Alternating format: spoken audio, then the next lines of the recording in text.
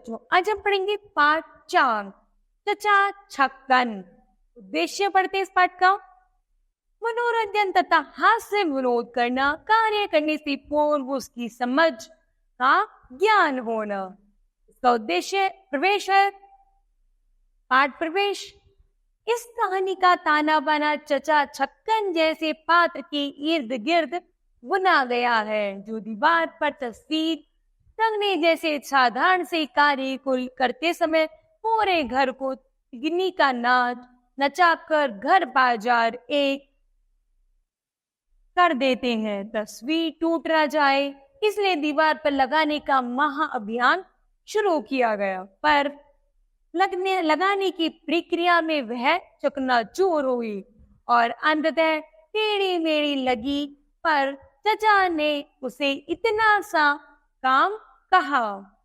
कथा हास्य व्यंग से भरपूर है और पाठकों का भरपूर मनोरंजन करती है। चलिए बच्चों पढ़ते हैं इस पाठ को।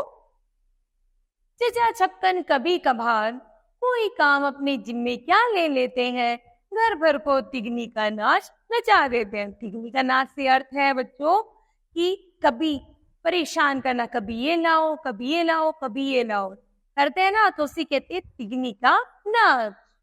ओ अरे यह कीजियो वह दीजियो, घर बाजार एक हो जाता, दूर क्यों जाए परसों का जिक्र है। दुकान से तस्वीर बोले छक्कन के अब्बा, तस्वीर कब से रखी हुई है। दुकान से तस्वीर का चौखटा लगकर आया। उस वक्त तो दीवान खाने में रख दी गई। कल शाम वही चचा की नजर उस पर पड़ी और बोले, छुट्टन के अब्बा तस्वीर कब से रखी हुई है, क्या ऐसे बच्चों का घर ठहरा, नहीं टूट फूट गई तो बैठे बिठाए रुपए 2 रुपये का धक्का लग जाएगा, कौन टांगेगा इसको। अरे कौन, मैं खुद टांगूंगा, यह कौन सा जान जोखिम का काम है, रहने दो मैं अभी खुद ही ये लेता हूँ। कहने के साथ ही शेरवानी उतार चाचा तस्वीर उठाने लगी। अमामी से कहा बीवी से 2 आने पैसे लेकर कीले ले आ। कहने के साथ ही शेरवानी उतार चाचा तस्वीर उठाने लगे। अमामी से कहा बीवी से 2 आने पैसे लेकर कीले ले आ। इधर वह दरवाजे से निकल उधर मूंदे से कहा, मूंदे मूंदे जाना अमामी के पीछे, कहियो 3 इंच की है कि नहीं, भाग कर जा पकड़ लीजिए उस रास्ते में ही। लीजिए तस्वीर टांगने का काम आरंभ हो गया और अब घर भर की शामत। नन्हे को पुकारा, ओ नन्हे जाना जरा मेरा हथौड़ा ले आना। बन्नो अपने बस्ते में से फुट्टा निकाल कर लाओ और सीढ़ी को भी तो जरूर होगी हमको। अरे भाई लल्लू, जरा तुम जाकर किसी से कह देते कि सीढ़ी यहाँ आकर लगा दे, और देखना वह लकड़ी के तख्ते वाली कुर्सी भी लेते आते तो खूब होता।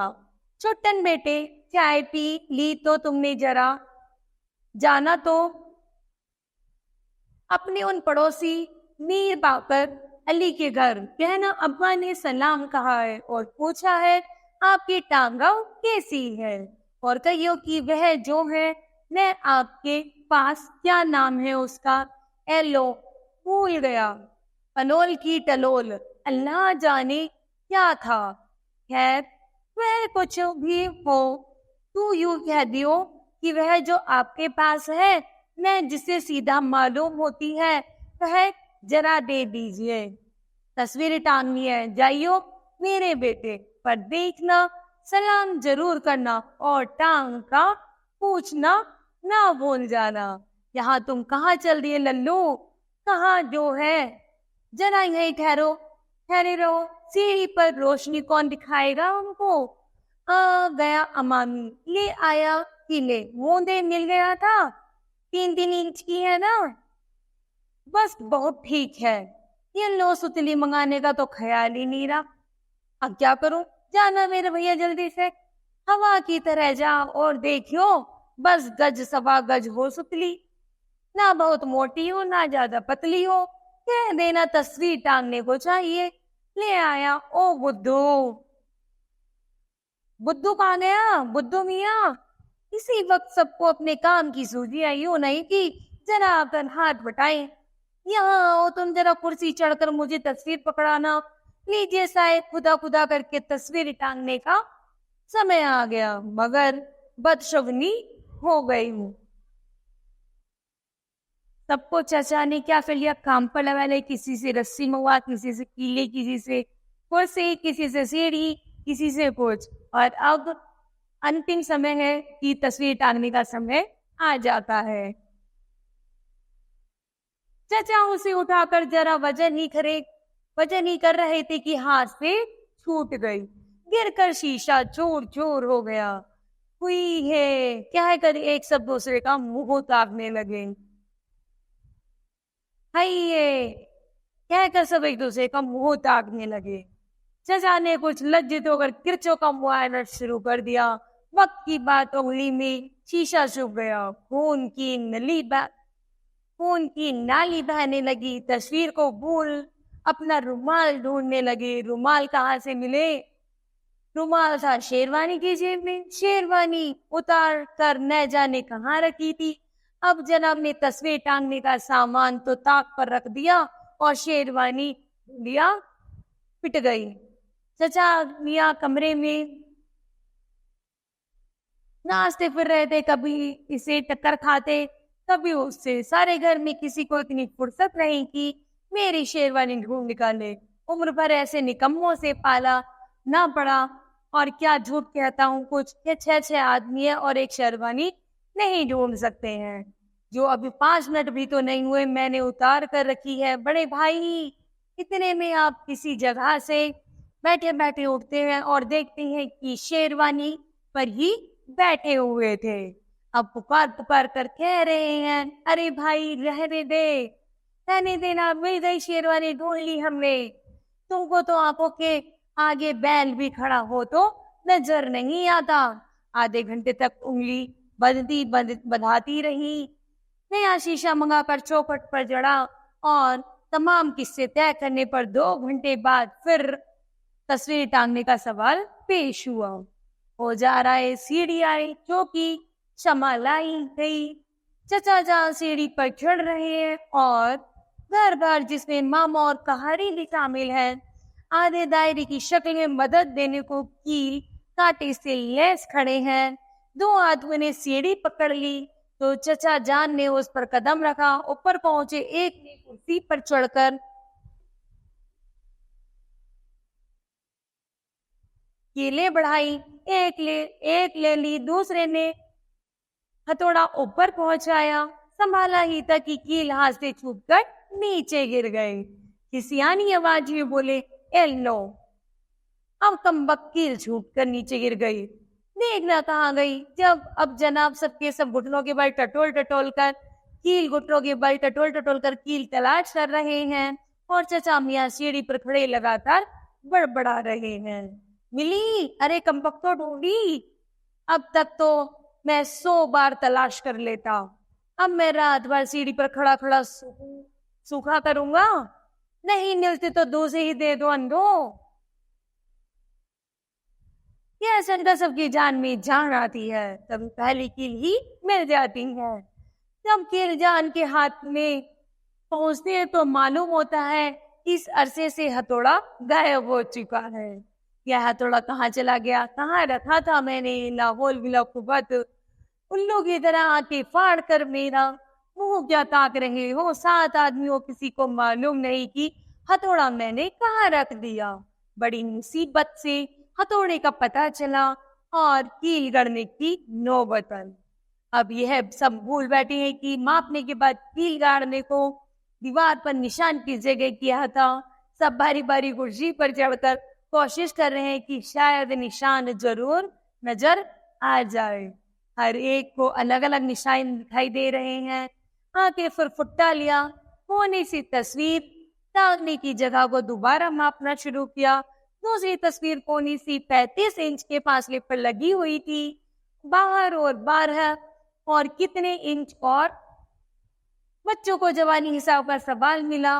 ऊंची आवाज में हल करना शुरू किया और जवाब निकला तो किसी का कुछ था, किसी का कुछ। एक ने दूसरे को गलत बताया। इसी तू मैं सब भूल बैठे कि असल सवाल क्या था। नए सिरे से माप लेने की जरूरत पड़ गई। अब की चचा फुटे से नहीं मापते, सुतली के माप का इरादा रखते हैं। सीढ़ी पर 45 दर्जे का कोण बनाकर सुतली का सिरा कोने तक पहुंचाने की कोशिश में है कि सुतली हाथ से छूट जाती है।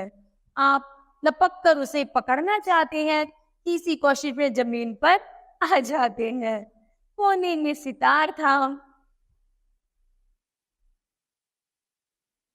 उसके तमाम तार चचा जान के बोझ से एक बारगी झंझनाकर टुकड़े टुकड़े हो जाते हैं। अब चचा की जबान से जो मंजे हुए शब्द निकलते हैं सुनने के काबिल होते हैं, मगर चची रोक देती है और कहती है, अंत अपनी उम्र का नहीं तो इन बच्चों का ही ख्याल करो। बड़ी मुश्किल के बाद चचा जान फिर से कील गाड़ने की जगह निश्चित करते हैं। बाएं हाथ से उस जगह कील सकते हैं और दाएं हाथ से हथौड़ा संभालते हैं। पहले ही चोट जो पड़ती है तो सीधे हाथ के अंगूठे पर, वह सी करके हथौड़ा छोड़ देते हैं। वह नीचे आ गिरता है किसी के पांव पर। हाय हाय ओ, और मार डाला। शुरू हो जाती है चची जल भुनकर कहती है, यूं कील गाड़ना हुआ करे तो मुझे 8 दिन पहले खबर दे दीजिए, मैं बच्चों को लेकर मायके चली जाया करूं। और नहीं तो चचा शर्मिंदा होकर कहते हैं, यह औरत जातवी बात का बतंगड़ बना लेती है। यानी हुआ क्या, जिस पर यह ताने दिए जा रहे हैं, भला साहब कान पकड़े, आइए आइंदा हम किसी काम में दखल ना दिया करेंगे। अब नए सिरे से कोशिश शुरू हुई। कील पर दूसरी चोट जो पड़ी तो उस जगह का प्लास्टर नरम था। पूरी की पूरी कील और आधा हथौड़ा दीवार में, और चाचा अचानक कील गड़ जाने से दीवार से टकराए। अगर नाक शर्म वाली होती तो पिचक कर रह जाती। इसके बाद फिर से फुट्टे और रस्से की तलाश हुई और कील गाड़ने की नई जगह निश्चित हुई। और कोई आधी रात का समय होगा कि खुदा खुदा करके तस्वीर टांगू। वह भी कैसी टेढ़ी मेढ़ी और इतनी झुकी थी कि जैसे अब सिर पर आई थी। अब सिर पर आई, चारों तरफ गज गज भर दीवार की यह हालत गोया चांद मारी होती रही। चाचा के सिवा बाकी सब थकान से चूर नींद में झूम रहे हैं। अब आखिर सीढ़ी पर धम से जो उतरे हैं तो कहारी गरीब के पांव पर पांव पड़ा। गरीब तड़प ही तो उठा। चचा उसकी चीख सुनकर जरा घबराए तो सही, मगर पल भर में दाढ़ी पर हाथ फेर कर बोले, इतनी सी बात थी, लग भी गई। लोग इसके लिए मिस्त्री बुलवाया करते हैं। तो बच्चों बताओ, आपने इस मनोरंजक कहानी से क्या सीखा? तो हमने सीखा जिसमें चचा जान थे वो कील गाड़ते और कैसे घर में शोर शराबा करते, और अंत में जब कील गड़ जाती है तो दाढ़ी पर आते वक्त कहते हैं, इतना सा काम था, लो गड़ गई कील। तो ये थी ना मनोरंजक कहानी। धन्यवाद।